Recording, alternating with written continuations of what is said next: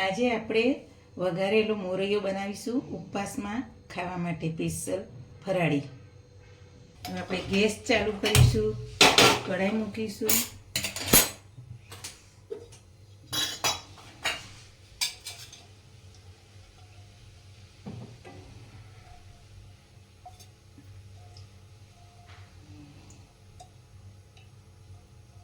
ત્રણ ડોકલી જેવું તેલ નાખ્યું આપણે.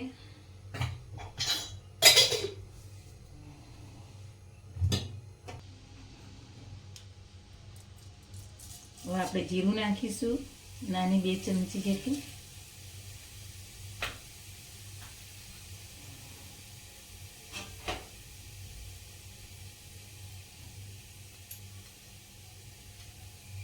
બે નંગ મોટા લીલા કટ કરેલા મરચાં નાખીશું.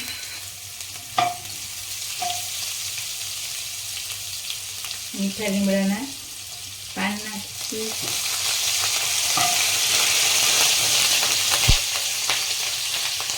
શિંગદાણાનો ભૂકો નાખીશું.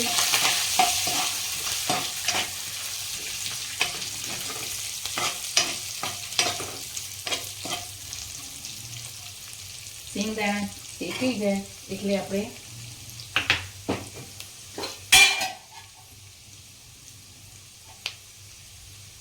ચપટી હળદર નાખીશું.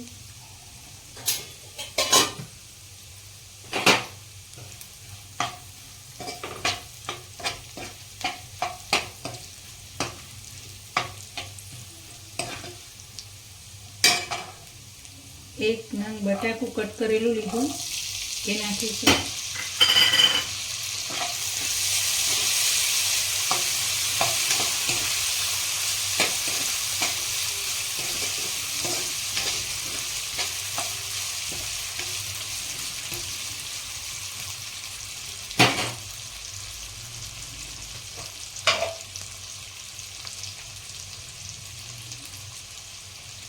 થોડું મીઠું નાખીશું.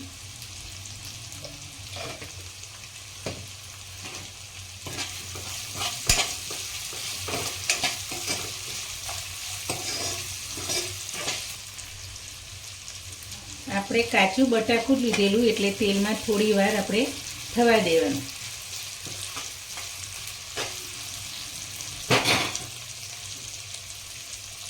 અને મેં મોરૈયો 2 પાણીમાં ધોઈ અને 2 મિનિટ પલાળી રાખ્યો છે.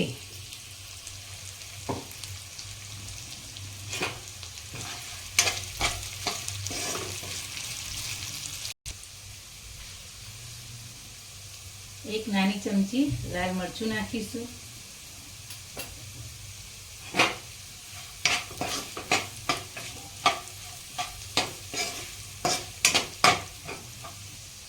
હવે બટાકા આપણા થઈ ગયા છે. હવે એક કટ કરેલું ટામેટું નાખીશું.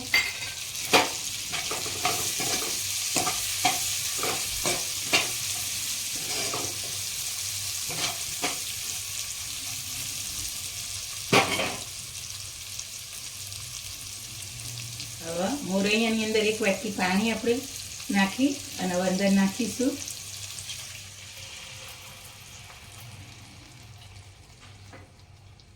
અને મેં 1 વાટકી મોરી છાશ લીધેલી એ નાખીશું.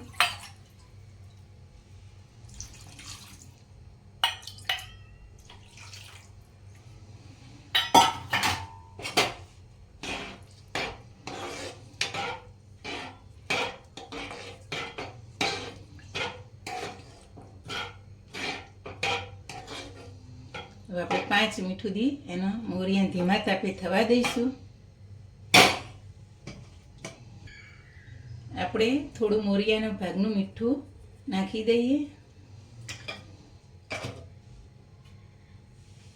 થોડી કોથમીર પણ નાખી દઈએ.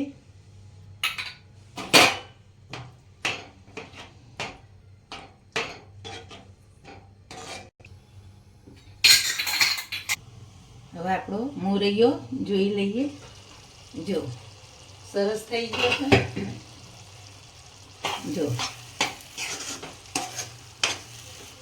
ઉપવાસમાં ખાવાની મજા પડે એવો સરસ મોરૈયો થયો. તમે જો અને છાશ નાખીને બનાવો એટલે બહુ મસ્ત મોરૈયો સ્વાદમાં લાગે. જો આપણો મોરૈયો તૈયાર થઈ ગયો. હવે આપણો મોરૈયો થઈ ગયો. હવે આપણે ગેસ બંધ કરીશું. જો અંદર તેલ પણ છૂટું પડી ગયું. જો સરસ મોરૈયો થયો.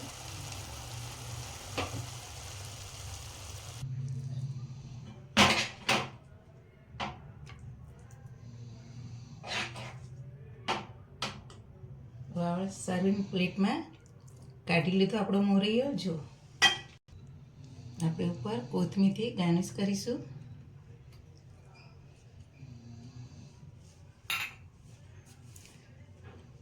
હવે આપણો મોરૈયો સરસ તૈયાર થઈ ગયો. ઉપવાસમાં ખાયો અને એમને પણ તમારે ખાવાની ઈચ્છા થઈ હોય તો એ સરસ મોરૈયો લાગ્યા છાશમાં વઘારેલો. તો મારી આવી અવારનવાર નવી વાનગી જોવા માટે મારી ચેનલને લાઈક કરજો, શેર કરજો અને સબસ્ક્રાઈબ કરજો.